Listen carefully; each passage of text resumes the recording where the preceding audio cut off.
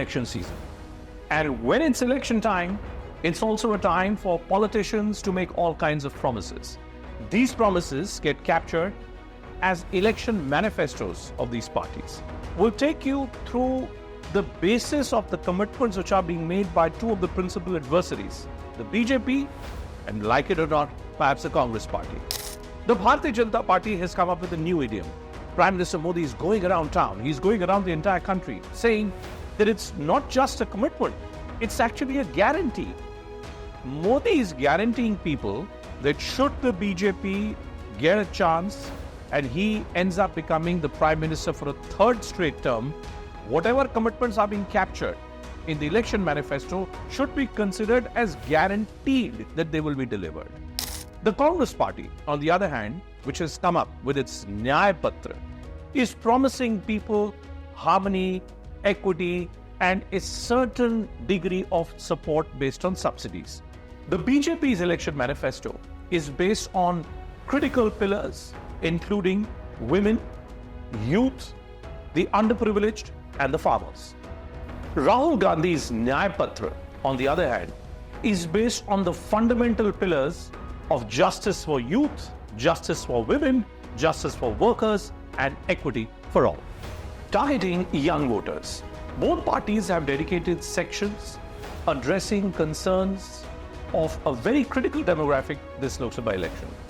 The BJP's promises, continued efforts to fill governmental vacancies promptly, initiatives to foster a conducive environment for startups and entrepreneurship, focus on making India a global manufacturing hub to boost employment, expansion of credit programs like Mudra to support the upcoming entrepreneurs. How is the Congress reaching out to the young? Implementation of a Yuva Nyaya program to tackle unemployment, introduction of a new Right to Apprenticeship Act providing a one-year apprenticeship for diploma holders and college graduates who are all under the age of 25. There is also a commitment to fill nearly 30 lakh vacancies in central government posts. Now, we've all seen how across the country protests keep unfolding when the central government posts are not being filled. Both parties are also going out of the way to woo the senior citizens. The BJP is promising expansion of the Ayushman Bharat Yojana to cover senior citizens above the age of 70. It's also promising a collaboration between state governments in order to facilitate convenient facilities for senior citizens who are undertaking sacred pilgrimages. How is the Congress's commitment for senior citizens looking like? A strict enforcement of the Rights of Persons with Disabilities Act 2016. Under the National Social Assistance Program, there is a subsidy or an assistance of 1,000 rupee per month which is being promised. Restoration of travel concessions in public transport for senior citizens is also on the anvil. Then, the community of farmers. We've all seen how the agriculture sector, the farmers, have ended up becoming a very, very critical and crucial political support base for the Bharatiya Janata Party.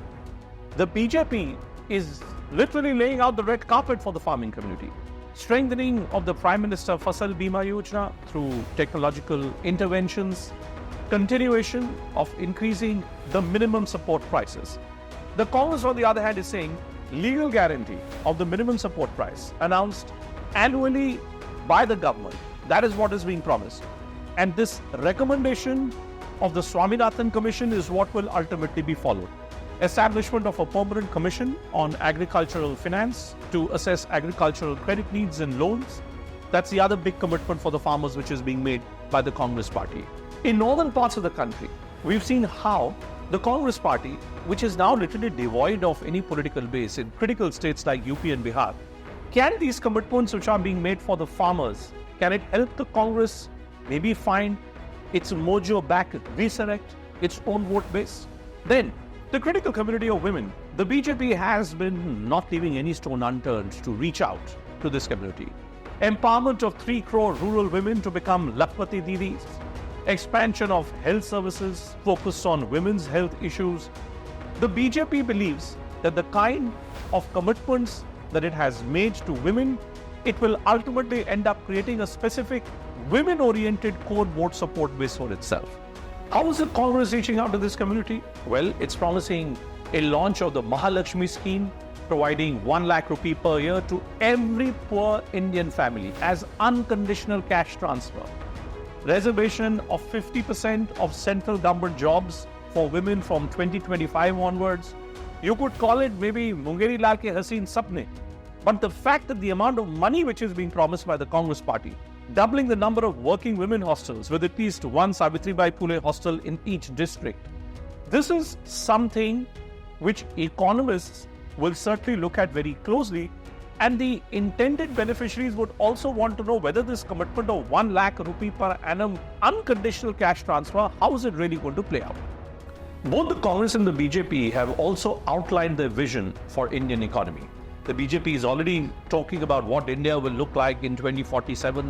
मैं आपको guarantee देता हूं, हर पल देश के नाम, हर पल आपके नाम, 24/7 for 2047.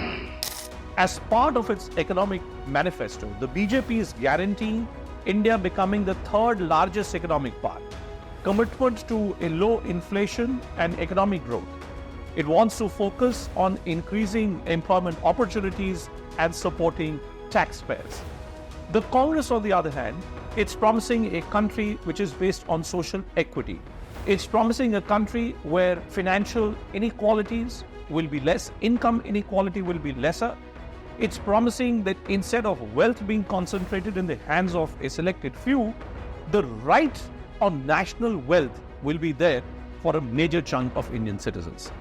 In conclusion, folks, the way to look at these manifestos is to simply ask yourself, which of these two manifestos is actually more believable? Don't fall for the trap of who's giving you more freebies. Don't fall for the trap of who's promising the maximum amount of cash transfers. Because as we all seen in the past, an election manifesto is not a notarized document. Way back in 2014 and 2019, it was Arvind Kejriwal and Aam Aadmi Party which went about town saying that we are giving you a notarized version of our manifesto, that this is our guarantee. In many ways, that word guarantee has now got shifted to Narendra Modi. Is that conversation between Prime Minister Modi and large chunks of Indian population on the basis that this guarantee is still continuing? To my mind, that's the critical question that will be answered in Lok Sabha elections 2024.